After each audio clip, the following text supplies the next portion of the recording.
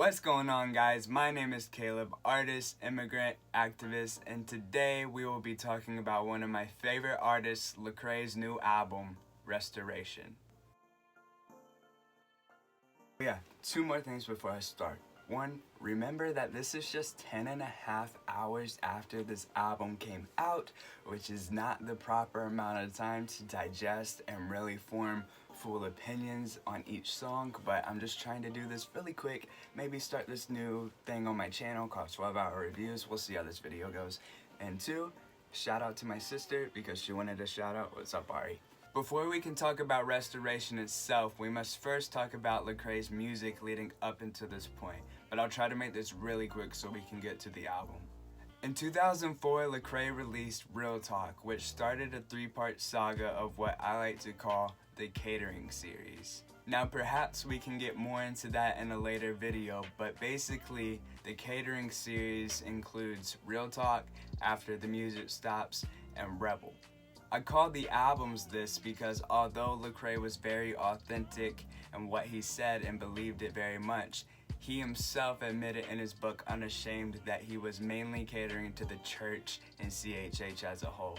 By the way, that book is amazing and I think that everyone should read it. It really has something for whatever situation you might find yourself in. Next we have Rehab, which was my personal first experience with Lecrae. And in this album, I think that we get the transition of Lecrae to begin. We get him to be more authentic, more personal throughout his music, and in my opinion, this is what put him on track to be where he is today. After this album, I think 4 months after, we got Rehab, The Overdose, which is basically like B-sides to the previous album, but it still has some pretty good songs. Then we get into more of what I consider modern day Lecrae, with his 2012 mixtape, Church Close. Now, Lecrae released this tape for free, and he expanded his reach far beyond the church and the CHH community. He caught a lot of flack for this, but he said that he believes it was necessary, and I 100% agree with him. This mixtape kind of changed the genre of CHH by introducing collabs with secular artists, and that's a trend that you've seen Lecrae keep up, as you will see as I read these albums. Later that year, he dropped one of my favorite albums, Gravity. That album was kind of more the same as Church Close in terms of the features and production, but it was a much more complete body of art.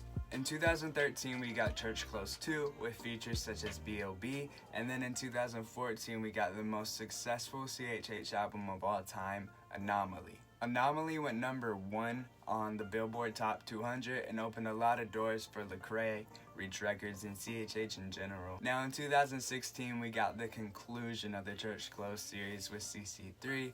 This album had features from John Gibbs, KB, E40, as well as production from S1. Now we get to the 2017 all-important album, All Things Work Together.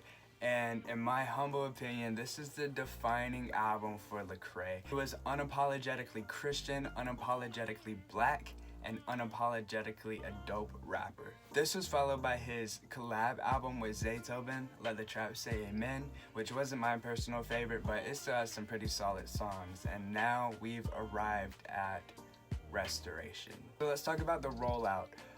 We had this amazing 3-part miniseries YouTube documentary called Road to Restoration that Lecrae put out, and we got to see some of the behind the scenes stuff, which I am a huge fan of. If anyone knows me and knows whenever I geek out about music, I love to see behind the scenes stuff, but I digress.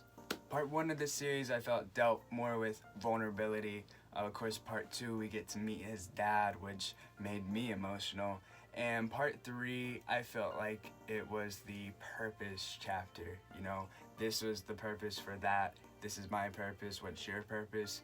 It was really a well done miniseries. Full disclosure, the camera fell over, so I might not be lined up in every clip, but I'll try my best to fix that in post. Okay, so now let's get into the singles. The first single was Set Me Free, and whenever I first heard it, I thought the production was great and the verses were kind of subpar, especially the first verse, but in context of the album, it's fire, and we'll get into that more in the track list. Next single is Deep End, I think. Maybe Drown came out first, but I wrote Deep End, so let's go with Deep End.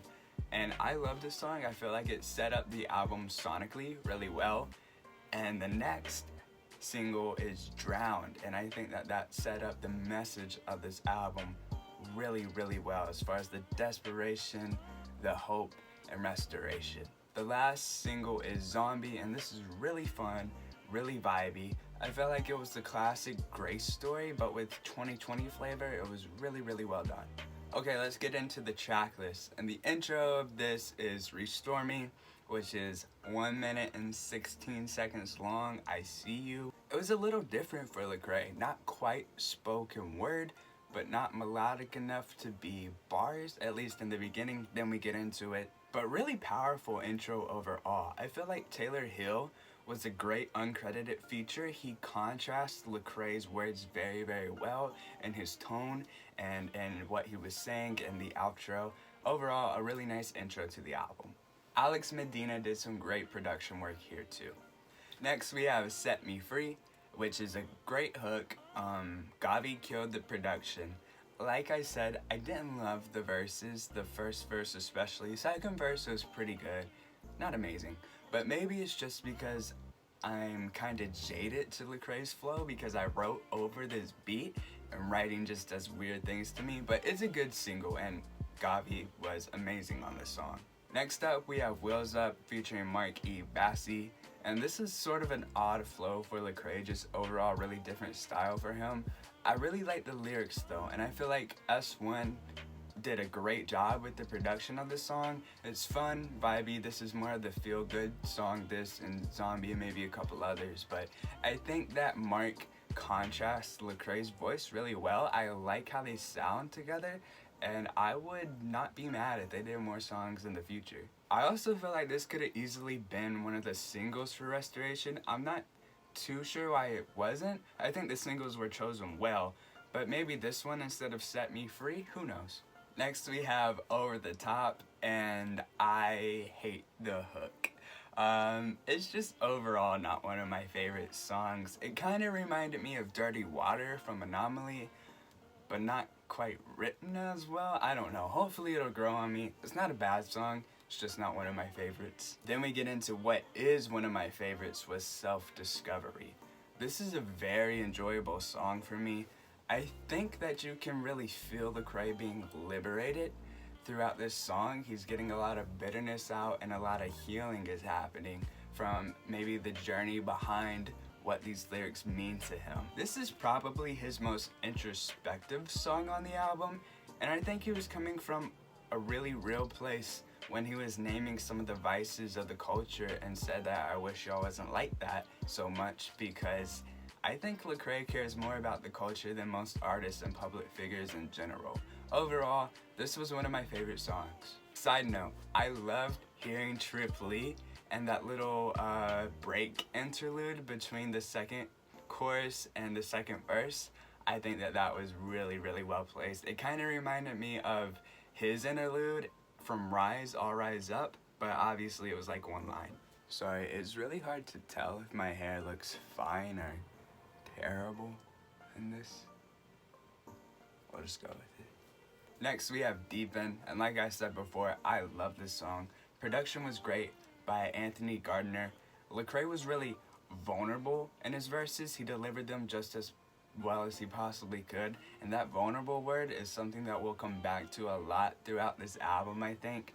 Next we have Drown featuring John Legend, and this song is incredible. I know some idiots try to chew Lecrae out for working with John Legend, but I think John fits the song perfectly. There's a really cool contrast between the sense of realization in the verses and the calmness and the urgent need for hope in the chorus. I think that it was a really well done song. Next up we have Zombie, produced by Epic Pro and Taylor Hill, and the production was absolutely incredible. The chorus was really fun and vibey, and I felt like the verses adapted more of that storytelling melodic element of Lecrae's writing that he's adapted in his later career. Overall, this is a really fun song, really good fourth single, and I really like where it sits in the track list. It's very uplifting and encouraging, and I think that is one of the highlights of this album. Next we have Keep Going, and honestly, I don't really love the hook, but the verses are fire. I think the production is really good for what it is.